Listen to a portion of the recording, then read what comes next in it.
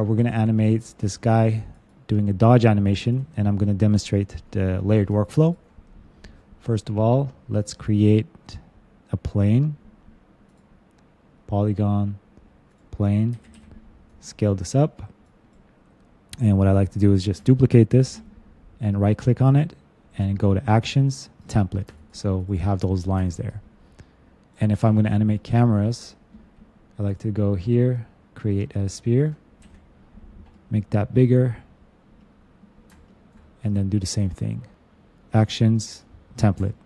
So there we are. Let me actually make that bigger. Okay. Let's go to front view. I have a hotkey that switches between different views, and I like working from the top view as well. Today I'm going to talk about this one, world locator, which is a very powerful tool. So again, I'm going to hide these body parts here because I'm going to work layered, and we're going to work with minimal amount of controls. So let me bring him down a little bit here. Let's take a snapshot of that.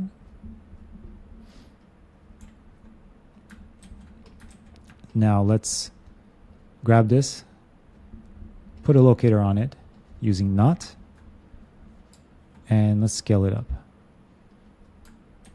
And I'm going to hide the nerves, so I'm only left with that locator. So I like to look at my character with less controls like that. So it will give me baked data, and I'm going to delete that. I have a hotkey for that in AnimBot.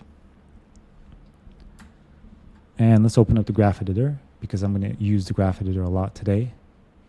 This is how I usually work, and I work very fast using the graph editor.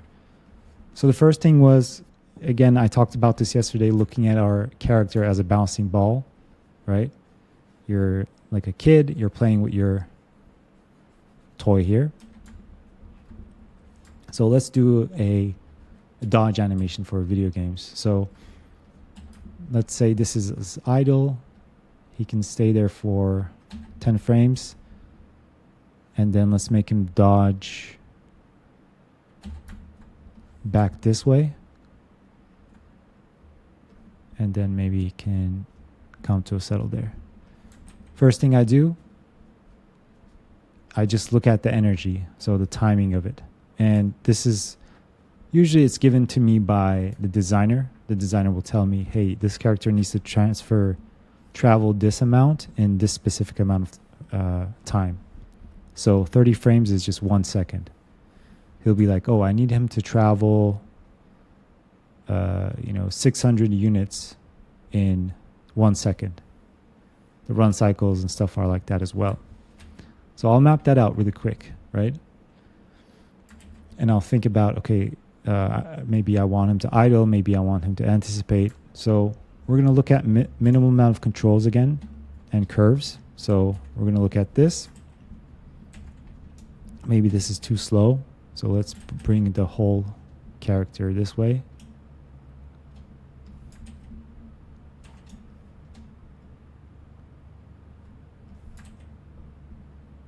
Okay. Yeah, maybe that feels good. So first things first, we're going to change the curve. So this is the back and forth. There's an up and down as well. For the up and down, I might want him to maybe go into the floor a little bit there. Let's set a key here as well. So the middle point, I just set a key there using Aaron Carossel's script. I just insert a key and I just dip him down. So you can't really see him moving because we're looking at it from a different front view. Let's make him dip down like that. Okay. So the anticipations and everything, I just try to build it in here as well. Maybe he can go up first a little bit, like that anticipation, dip down. Maybe he can overshoot and then settle here. So I animated that in the graph editor really quickly. So you can kind of see that up and down. Okay. let's take a look at this timing here. I don't want him to travel linearly. So maybe we can do some overshoots here as well. Let's make him go like that. So it's a more aggressive curve.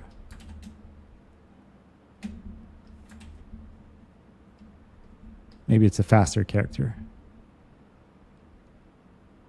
Okay. If I want to change the whole character, I can bring the whole thing down like this. So he's more crunched over. And I can go to the first frame, turn these on to see where the legs are.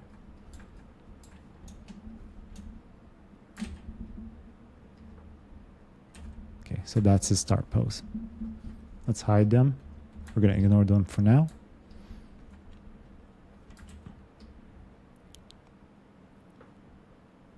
Yeah, maybe it's too fast. Maybe he should be a little bit heavier. So let's change the timing. 1, 2. 2 more frames. Okay. Translate X, I'm not going to look at this for now. Rotations, I'm not going to look at it for now. So I'm only animating these 2 curves.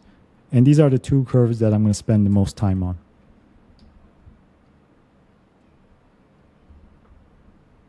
Okay.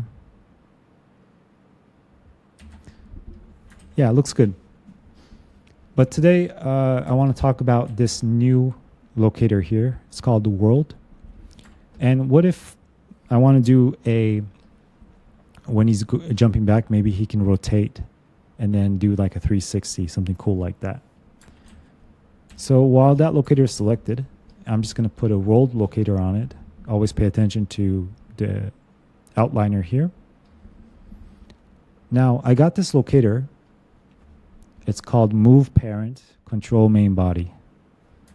And take a look at this. This rotation here, it's all zeroed out. And it's a very clean locator. Like it's starting from 0, 0, 0. If I go to gimbal mode here, you know what? Let's add some rotation to him first a little bit. So let me do this. Let's do an aim constraint on him. Let's add some wobble to him really quick, okay? Click an empty space. I'm going to offset this curve. Let's offset it 2 frames this way. See what it gives us. I kind of want some wobble in the body. Or maybe we can offset it this way. 1, 2. So it kind of leads with the butt. All right, let's offset it this way. So we have some wobble there as well. Okay, I'm breaking that rotation a little bit. So that's good enough. I'm going to bake that. Bake.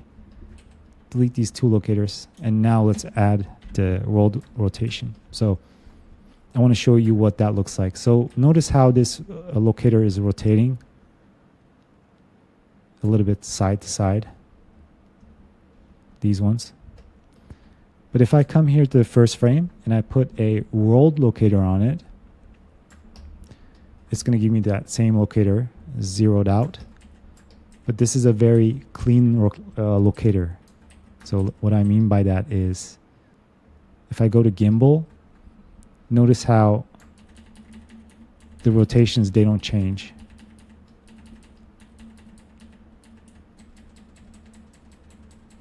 That locator is moving, but this is not moving. So it's all 0, 0, 0.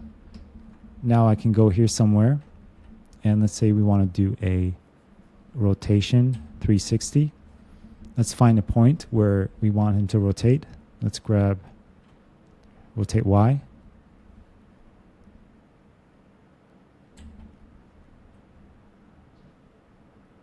Let's go there. And let's do, let's see which way we want to rotate. Let's make him go minus. So I'm going to go here, minus 360. Hit enter.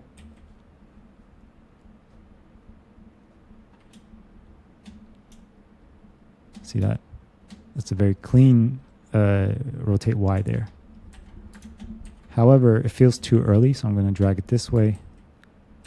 Maybe you can start rotating first. That looks better. Let's drag this out. Stretch this out so he eases into that last pose there.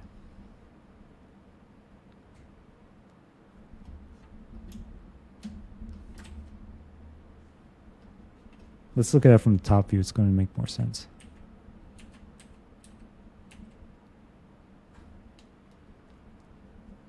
So exactly same pose. It's just rotating now. Okay. Now I can take that locator that's underneath it. We can bake it and get rid of this. So I can show this to the designer. I can even get into the game engine, and it will make sense. I can play it out. If this is an enemy, maybe you're attacking him, and then if you're too late, he might dodge. Okay. So on this lecture, I want to talk about getting free motion on the spine using aim constraints. So let's say we finish this movement here. You can go a little bit more. You can add more details using animation layers. Right? We can add more up and down,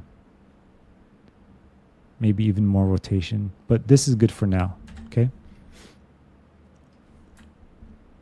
Now let's grab. That's our bouncing ball. Remember, we're working outwards. This is our bouncing ball, and we're going to work outwards.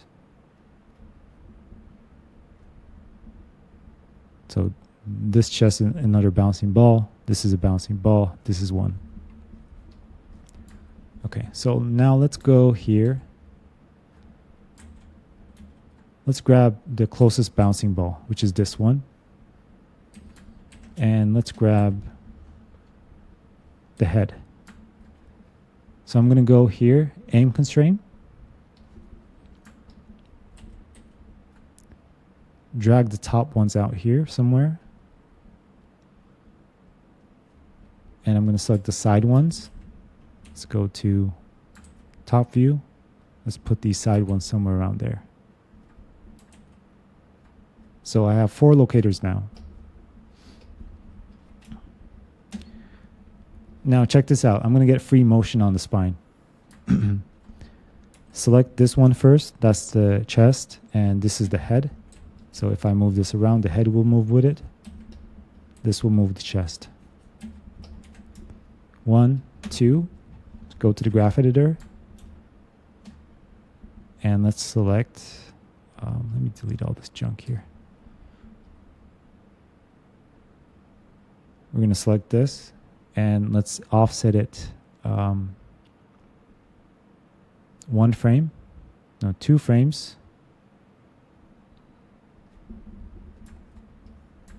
We offsetted the chest and the head 2 frames all together.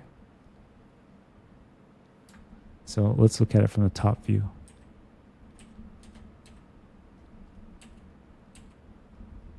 So check this out.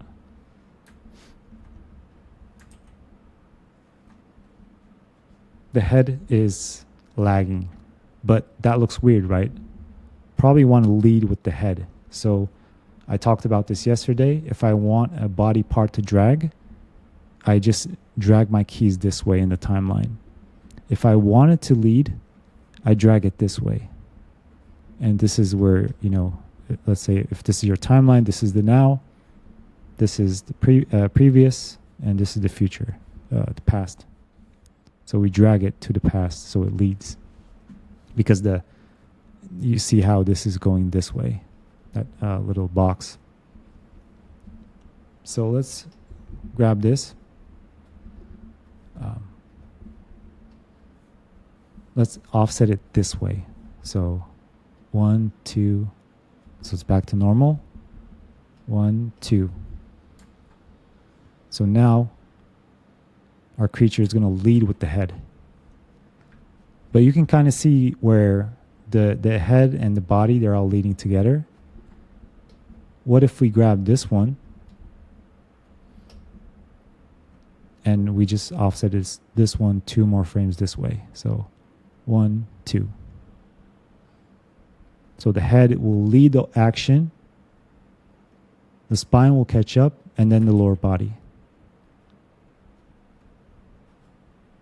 So it feels more alive, right? It feels more intentional.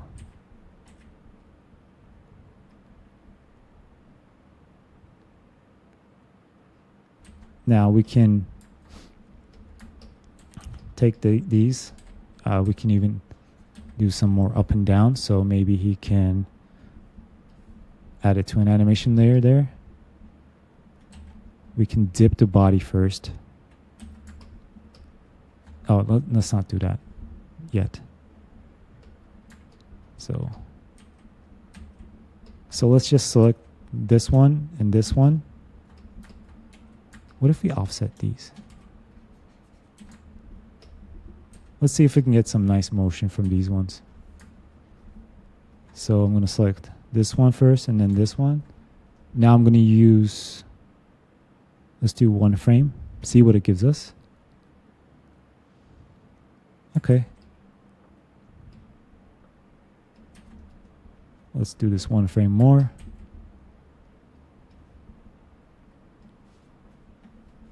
Yeah, that looks kind of cool. It breaks a little bit, but why not use it? Let's just use it.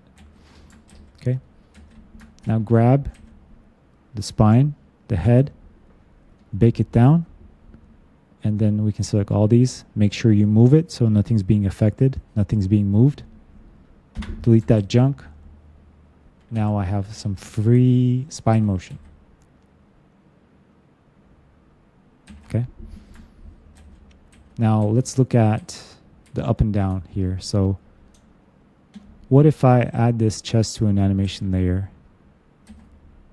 and maybe we can break things down a little bit more by translation. So when he goes down, I can bring the body down first.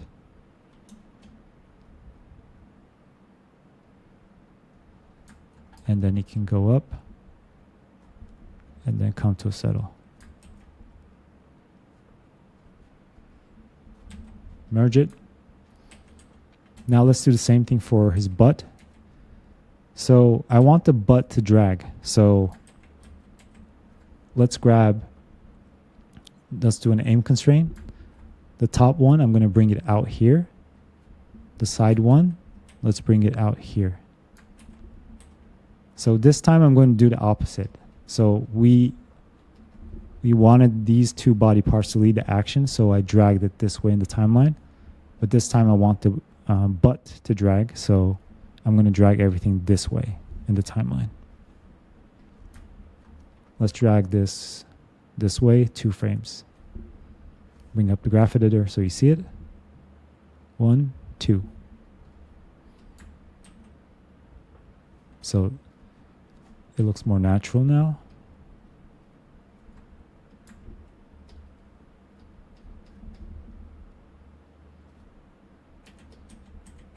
Bake it.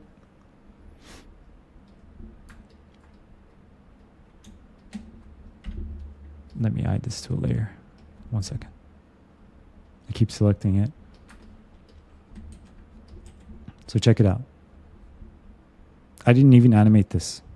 I didn't animate the spine, but I got this motion for free.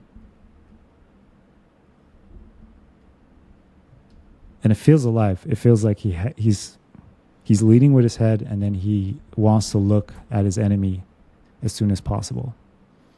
Now we can, we didn't add side-to-side motion to this, but you can do that here as well. You can just grab an animation layer. Maybe he can go this way a little bit, and then he can go back to 0 there.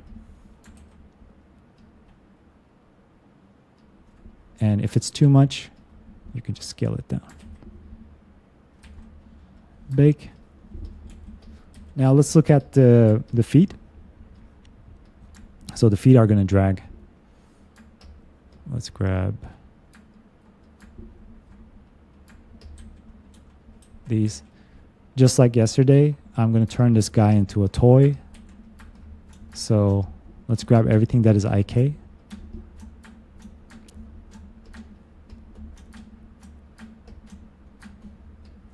Make sure we move it. Everything's moving with it.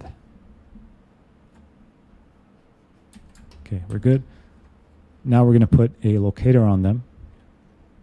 Let's put a knot and delete all the animation on it. And let's go here.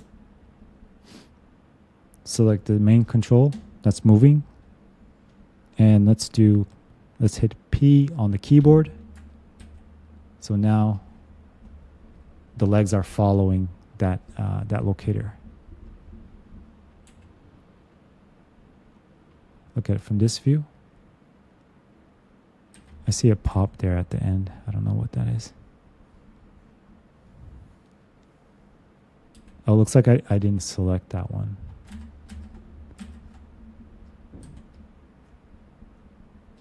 Put a knot on that one, so let's put it inside there.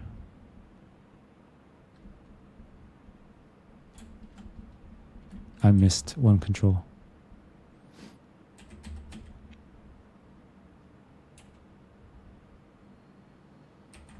What happened there? I don't get it. Why is that knee so high?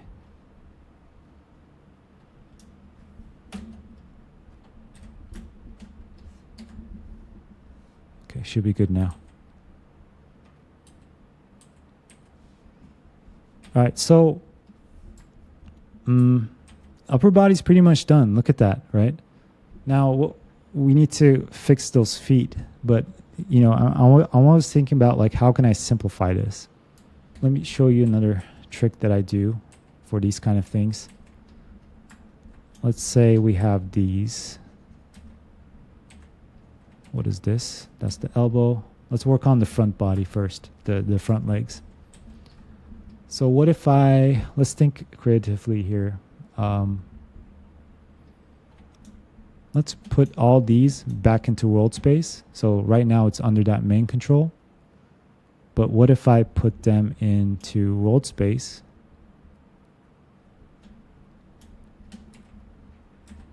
One, two, three, four. Click world. Now they're out of that main control body. So when I move this one, they will stick to the floor. But the back feet are still attached to it. Okay. Now let's get creative here. Let's put this one inside of this one. So what's the difference? Like why am I not hitting P on my keyboard? If I hit P on my keyboard, it's going to break the animation. So BasicOverRig scripts allows me to put different objects into different spaces without breaking the animation. Okay. So now let's put this one inside of this one. Inside. Now when I move this, that pole vector will move with it. So I'm making less controls for myself, less headache. Okay. So let's create, maybe we want to make, so you can kind of see how I'm adjusting my rig, right? I'm making less controls as I go. So what if I want to simplify this even more? What if I want to make one control out of this? We can do a knot offset here on this one, and let's bring it like somewhere around the center of these two legs. Click an empty space. Now when I move this will move with it. Okay, let me go to perspective view. So what if I put this back into world space and it will turn into a world space locator that is not attached to anything. Wait, let's put this into world space, sorry. This will turn into a locator that's like right in the middle of those two locators. It's not doing anything. But what if I go here and I put these two into this one?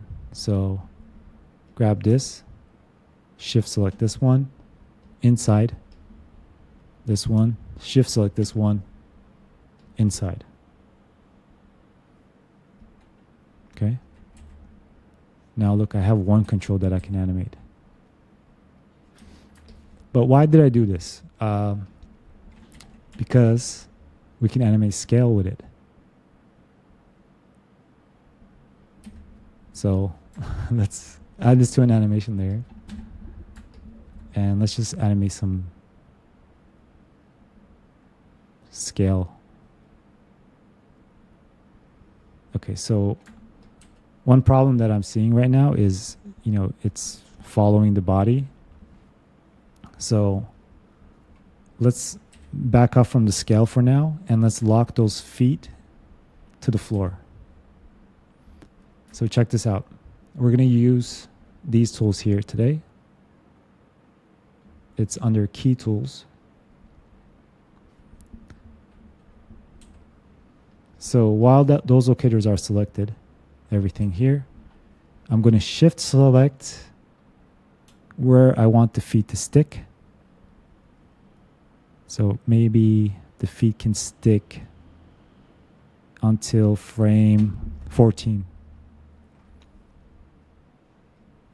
So while that is red, I'm going to go here and hit all. It's going to lock the translations and the rotations there. But it's sticking it there by counter animating. So it's counter animating itself to stay there. I'm not deleting keys. Here I can go back to 0. And let's grab this last frame.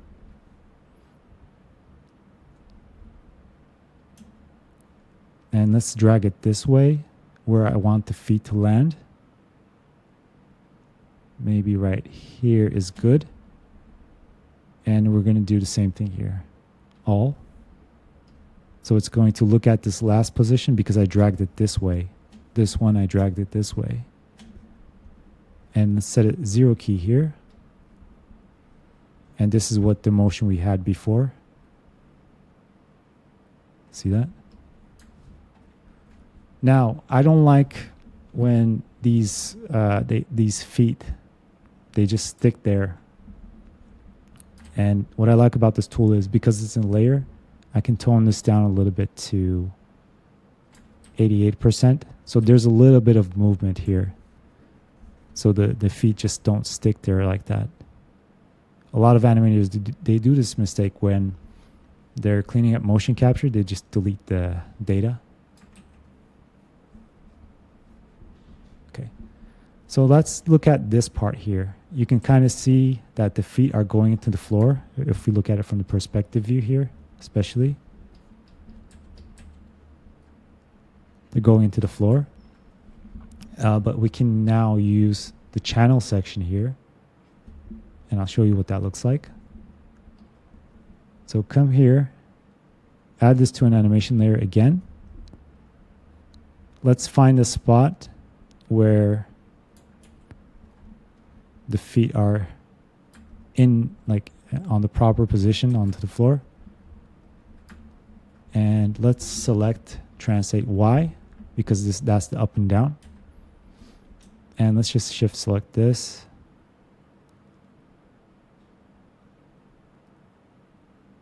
From here to here.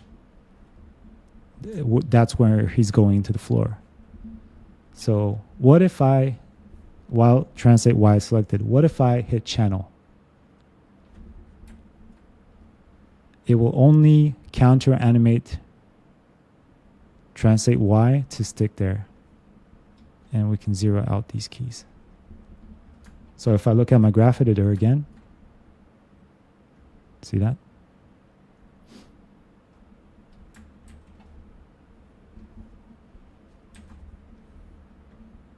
You can kind of see like the feet are not going to the floor anymore. Let me hide those back feet actually so you see it better.